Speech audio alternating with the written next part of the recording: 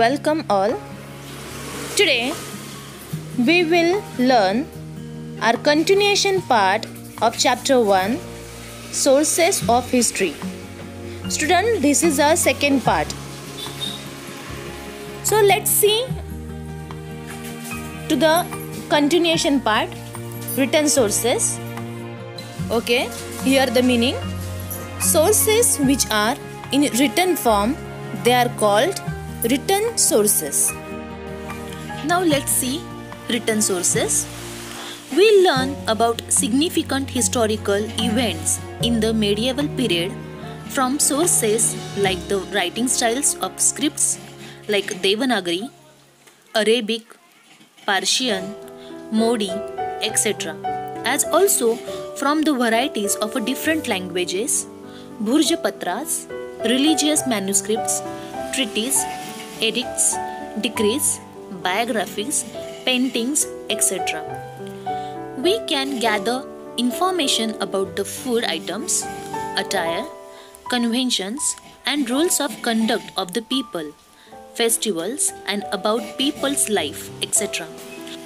from these sources. Sources of this type are called written sources of history. Now, one chart has given in the textbook documents of proceedings in the courts of kings, genealogies, shakavli, correspondence, dispatches, judicial verdicts, orders, treaties, biographies, travelogues of foreign travelers, chronicles, and tawrik. During this period, travelers from other countries came to India. They have written travelogues or accounts of their travels. Students, travelogues means information of visited places. Some of them are Al-Biruni, Ibn Battuta, and Nicolau Manusky. Babar's biography, Shri Shiva Bharat, or the Sanskrit biography of Shivaji Maharaj, composed by the poet Paramananda, as well as various other biographies of different rulers and their correspondence, help us to understand the policies and administrative systems of the rulers and their diplomatic relations with others. Now, next written sources is Tawarik. Students, Tawarik means Tariq, means the sequence of events. Tawariks written by Al-Biruni, Ziauddin Barani, Maulana Ahmad, Yahana bin Ahmad, Mirza Haidar, Bhimsen Saxena, etc. are available. Now, Bakhar is a type of a chronicle that originated in Maharashtra. Chronicles help in understanding aspects like the contemporary political happenings, linguistic transactions, cultural life, social conditions, etc. Many of the chronicles in Marathi were written many years after the events had occurred. As a result, they are seen to rely on hearsays. Some of these chronicles are Mahikawatichi Bakhar, Sabhasad Bakhar, Chitnisanchi Bakhar, Bhausahebachi Bakhar, etc. The works of contemporary Western historians like Robert Arm, M.C.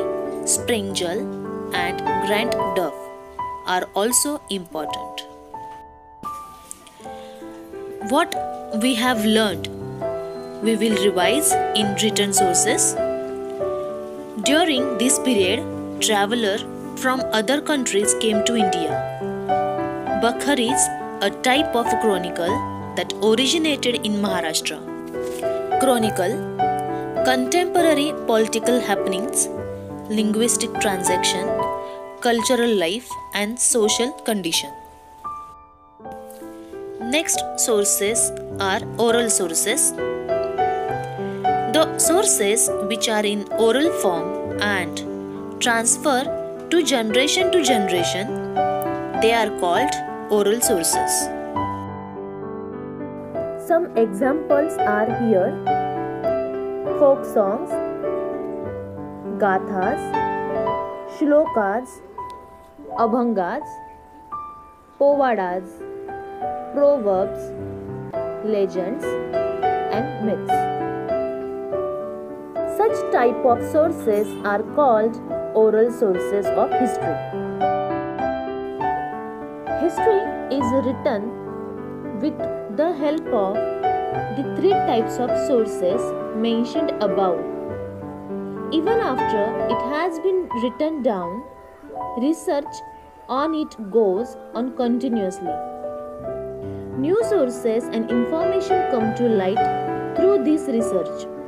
Then history has to be rewritten accordingly. We can see that our history books and those of our parents and grandparents differ to a certain extent. Now, evaluating part. Evaluating the sources of history. It is necessary to take certain precautions before using these sources of history. We have to examine their authenticity. Authenticity means trueness, real, and see which are genuine and which are fake. Their quality can be determined with the help of internal standards. We also have to study the integrity of the writers, their personal interest, and the period which they live, and the political pressures on them. It is also important to see whether they are rely on hearsay or give an eyewitness account. Here, hearsay means rumors. Okay, so we need to consider the exaggerations, metaphors, and other literary devices they use. Their information has to be verified with the help of other contemporary sources. The information may be one-sided, contradictory, or exaggerated. It has to be seen in a proper perspective. The sources has to be subjected to a critical analysis. The author's impartiality and neutrality are very important in writing history. So students, while evaluating the sources of history, we should make sure they are real or not, or they are true or fake. Okay, so and once we come to know, then we have to critical analyze. We have to check it, we have to verify it. Okay, whatever information we have got, we have to verify it. We have to examine that also, and then only we can see, we can tell, we can see, we can touch, we can experience that whatever we have got, they are true, and it is based on history. Here we have finished our first lesson. I hope you have understood. Thank you.